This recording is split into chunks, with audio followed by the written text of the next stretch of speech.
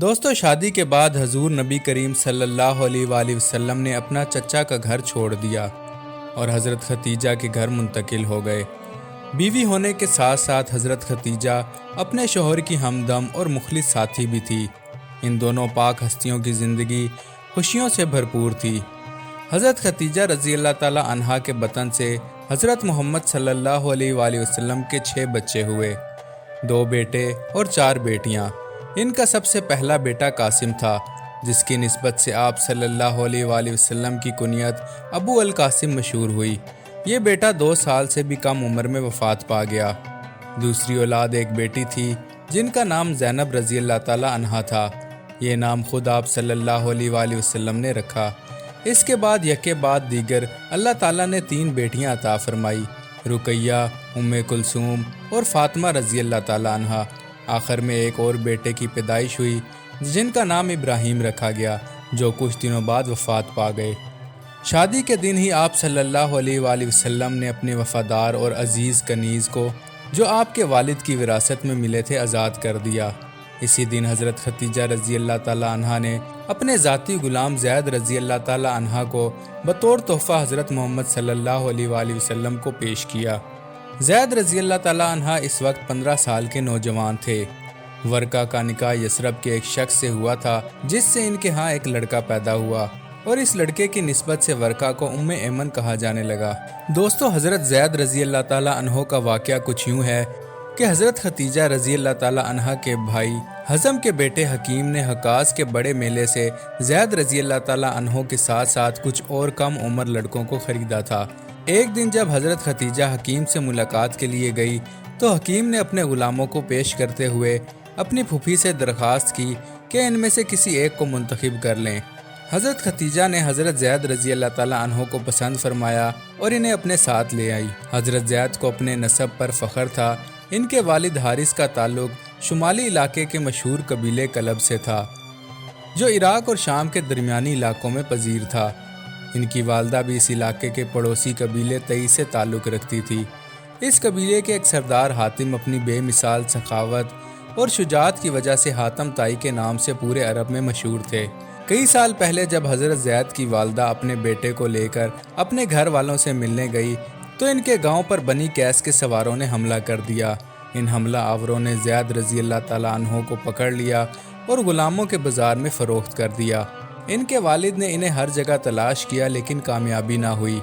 حضرت زید کو بھی اتنے عرصے میں اپنے قبیلے کا کوئی فرد نہ ملا جس کے ذریعے وہ اپنے والد کو اپنی خبر پہنچا سکتے۔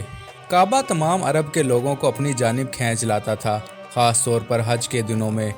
حضرت زید رضی اللہ تعالیٰ عنہ کو حضور نبی کریم صلی اللہ علیہ وآلہ وسلم کی غلامی میں آئے ہوئے کچھ مہینے گزر چکے تھے، تو انہوں نے مکہ میں اپنے قبیلے کے کچھ ایسے افراد کو دیکھا جن سے ان کا تعلق تھا۔ یہ لوگ خود حضرت زید کے اپنے خاندان سے تھے۔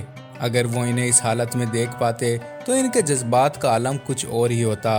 حضرت زید ان لوگوں کو ڈھونڈ نکالنے کے لیے بہت بےتاب تھے، لیکن اب جب کہ اپنے قبیلے کے لوگ نظر آئے تو حالات بدل چکے تھے۔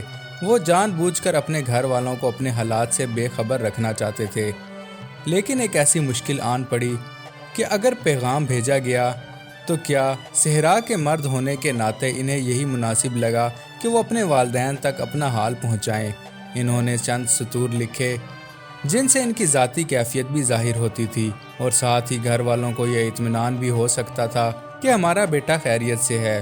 جب حاجی اس خوشخبری کے ساتھ گھر واپس پہنچے تو حضرت زید کے والد حارث فوراً اپنے بھائی کعب کو ساتھ لے کر مکہ روانہ ہو گئے۔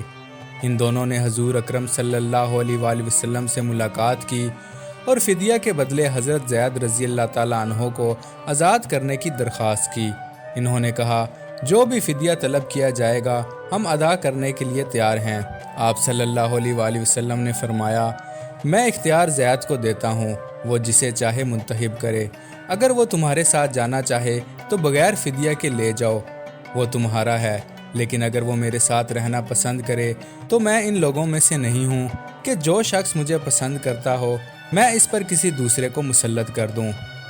پھر آپ صلی اللہ علیہ وآلہ وسلم نے حضرت زید رضی اللہ تعالیٰ عنہ کو بلا کر پوچھا، کیا تم ان دونوں آدمیوں کو پہچانتے ہو؟ حضرت زید نے فرمایا، یہ میرے والد ہیں اور یہ میرے چچا ہیں۔ پھر آپ صلی اللہ علیہ وآلہ وسلم نے فرمایا، اور تم مجھے بھی جانتے ہو اور تم نے میری محبت بھی دیکھی ہے، بس تمہیں اختیار ہے کہ میرے اور ان کے درمیان جسے چاہے منتخب کر لو۔ حضرت زید رضی اللہ تعالیٰ عنہ پہلے ہی اپنا فیصلہ کر چکے تھے اور فوراً بولے، میں کسی کو بھی آپ صلی اللہ علیہ وآلہ وسلم کے مقابلے میں ترجیح نہیں دوں گا۔ آپ تو میرے لیے میرے والد بھی ہیں اور میری والدہ بھی۔ یہ سن کر ان کے والد اور چچا غصے میں بولے، اے زید، کیا تو آزادی پر غلامی کو اپنے والد، چچا اور خاندان کے مقابلے میں یہاں رہنے کو ترجیح دیتا ہے؟ حضرت زید نے جواب دیا، ہاں یقیناً، کیونکہ میں نے اس انسان میں وہ صفات دیکھی ہیں کہ میں ان کے مقابلے میں کسی اور کو چن ہی نہیں سکتا۔ پھر آپ صلی اللہ علیہ وآلہ وسلم نے مزید بات ختم کی اور حضرت زید کو اپنے ساتھ کعبہ لے جانے کا حکم دیا۔ وہاں پہنچ کر آپ صلی اللہ علیہ وآلہ وسلم نے بلند آواز میں اعلان کیا، تمام لوگ جو یہاں موجود ہیں گواہ رہیں، زید میرا بیٹا ہے، یہ میرا وارث ہے اور میں اس کا وارث ہوں۔ حضرت زید رضی اللہ تعالیٰ عنہ کے والد اور چچا اپنا مقصد حاصل کیے بغیر واپس لوٹ گئے، مگر جو داستان انہیں اپنے قبیلے کو سنانی پڑی وہ اتنی تشویشناک نہ تھی۔ مزید ویڈیوز کے لیے چینل کو سبسکرائب کریں۔